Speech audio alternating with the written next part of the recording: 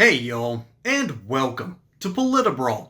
My name is Brian, and Bernie Moreno just clobbers Kaitlan Collins on her own show, basically breaking down what's actually happening in the Senate as we speak.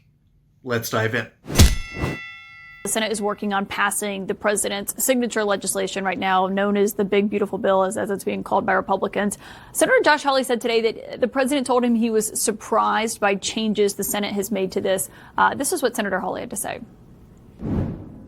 I walked through him and he said, "Oh, well, that's very surprising." He said, "I'm surprised that they made all these changes and, to the degree they did." I said, "I am too."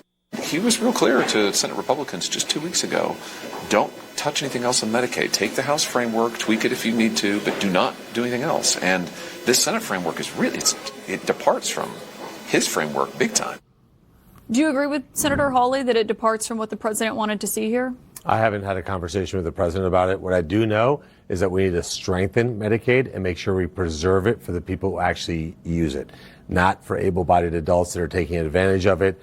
Not to have some sort of state system that launders money to draw down more federal funds. These provider taxes is crystal clear.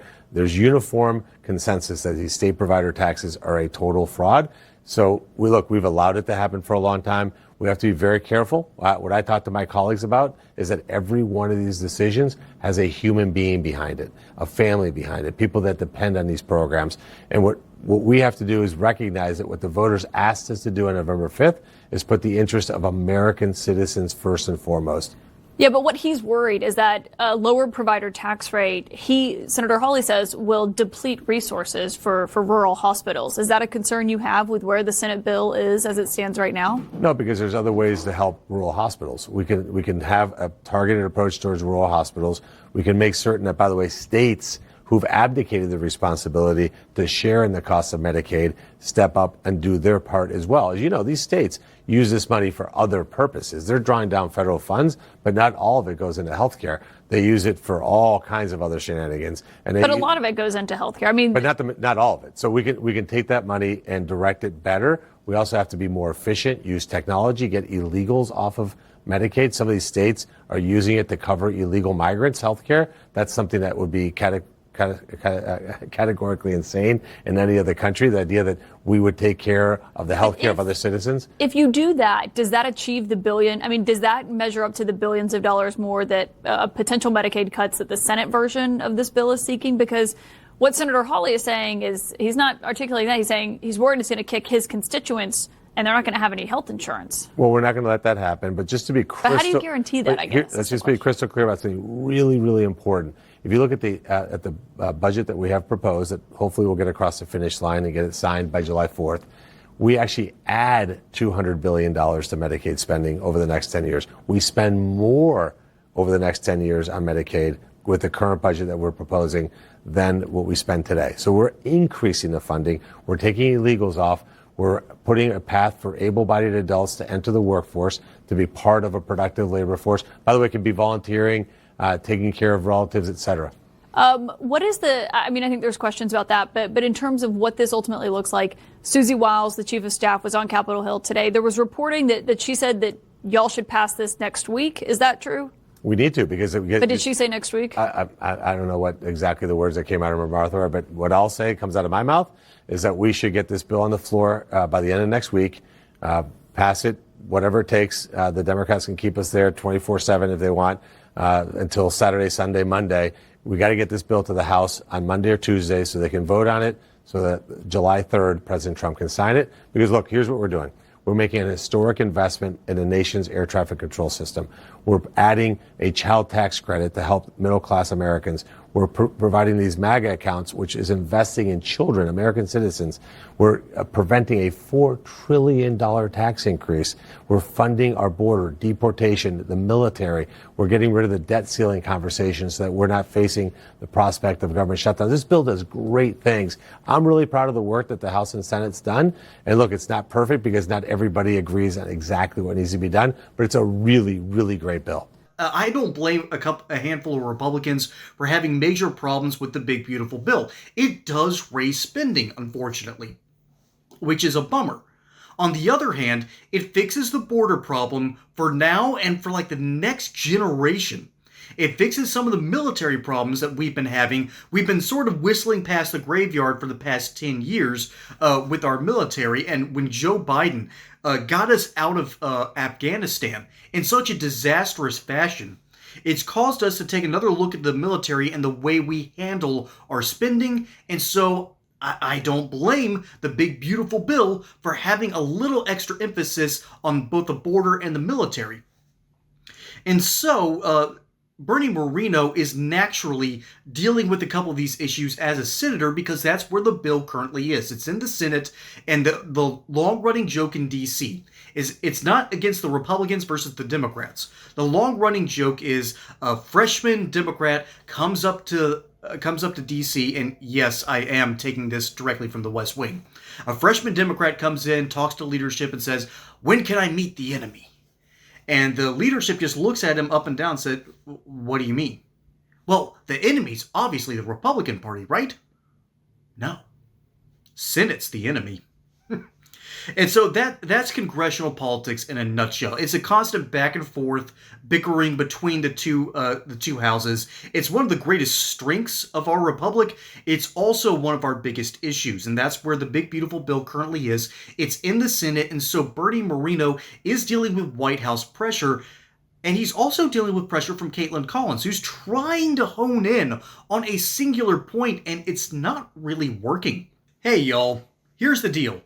Gold loves President Trump.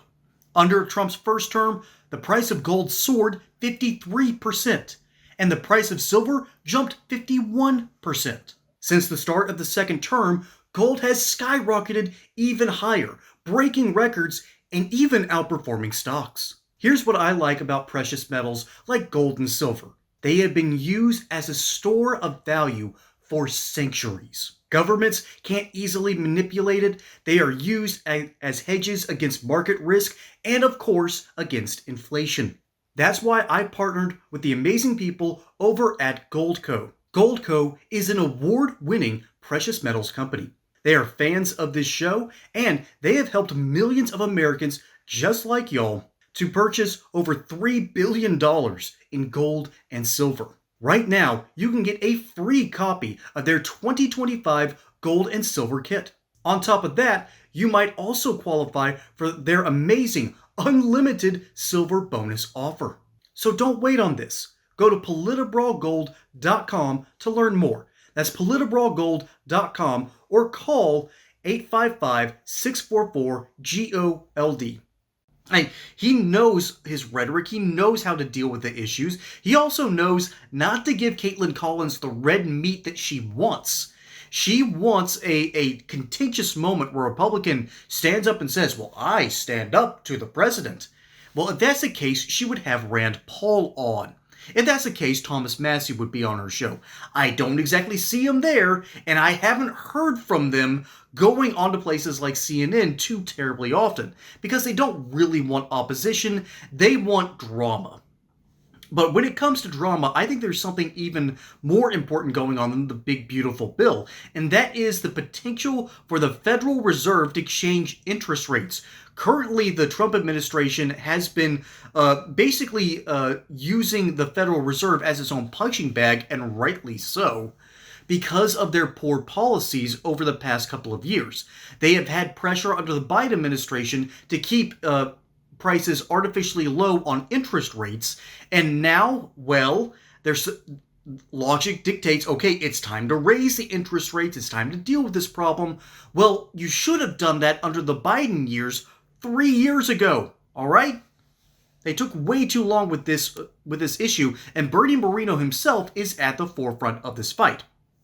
In a letter that he wrote to the Federal Reserve, the Fed appears to be giving credence to economists' latest anti-tariff argument, he wrote. After raising inflation expectations with fear-mongering, the Fed uses this as justification for not cutting rates. In other words, because they were afraid of the tariffs, they decided to wage their own political war against the Trump administration, and it's backfiring spectacularly, because currently the tariff war looks like it's been done correctly. The tariff war looks like America is actually winning. And this used to be heresy of the highest order. Because after the Second World War, we didn't need to tariff anybody. We didn't need to protect American goods. We didn't need to protect American services. We were the only ones standing. And for 40 years, we had this great economy. And finally, under Ronald Reagan, he took a look into his crystal ball and said, we might need to change some strategies here.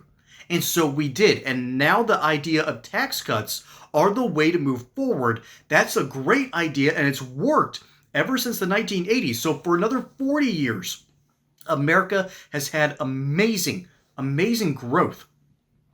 But now we need another strategy on top of those said tax cuts. And that's a big part of the big, beautiful bill. Those tax cuts are going to basically be kept into law for the time being, instead of allowing them to expire and hurting our pocketbooks in a way we couldn't have possibly imagined. Remember, Trump did not count on the mainstream media basically putting its thumb on the scales in 2020. And so we never once imagined that the tax cuts were going to expire. The plan was to renew them in the between 2020 and 2024, and now we're having to deal with the issue today. That was the plan. It got derailed because the Democrats couldn't stand the idea of Trump being president. Well, now they're learning the hard way. And so Kaitlan Collins is trying to needle any way she can to get Bernie Moreno to admit some sort of juicy piece of drama, like she's a TMZ reporter. Well, unfortunately for TMZ, CNN is probably worse in ratings at this point. And they need Republicans to come on and tell their ridiculous rich white liberal audience the truth. And they don't want to hear that. And instead of getting greater drama queens like Rand Paul, they're getting Bernie Moreno, who just does a fantastic job. He knows exactly how to deal with Kaitlan Collins. He knows what the issue is. He knows how to not give up his political capital. This is how you handle the mainstream media. Folks, my name is Brian. Hope you enjoyed that segment here on Politibrawl. Don't forget to like and subscribe. Catch you on the next one. And until then, y'all have a good one.